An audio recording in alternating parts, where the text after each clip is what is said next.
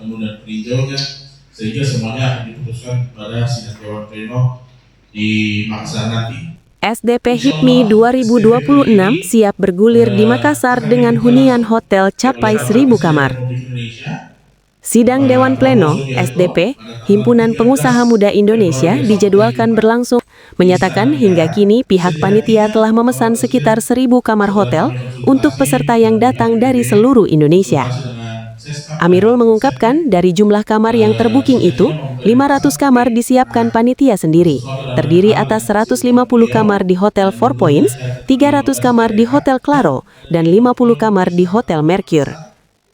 Acara SDP 2026 sendiri merupakan forum strategis organisasi yang akan diikuti oleh perwakilan dari 38 badan pengurus daerah HIPMI se-Indonesia, masing-masing mengirim 16 peserta penuh. Amirul juga menyampaikan bahwa di samping sidang utama, berbagai kegiatan pendukung peserta penuh dalam setiap BPD terdiri dari Ketua Umum, Sekretaris Umum, Bendahara Umum, Wakil Ketua Umum, serta 12 Ketua Bidang. Dewan Kehormatan BPP HIPMI adalah peserta yang saat ini diketuai oleh Bapak Bahlil Lahadalia, Badan Semi Otonom HIPMI, serta HIPMI Perguruan Tinggi. Dari 38 BPD HIPMI, setiap BPD mengirimkan rata-rata 5-20 peninjau.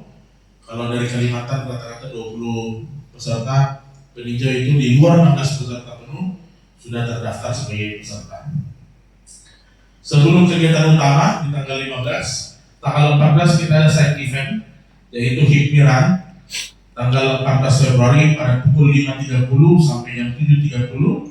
Start dan finishnya di Taman Andara di KPI. Target pesertanya insya Allah 2.000, alhamdulillah sampai hari ini sudah mencapai 1.000 peserta. Download Tribun X sekarang, menghadirkan lokal menjadi Indonesia.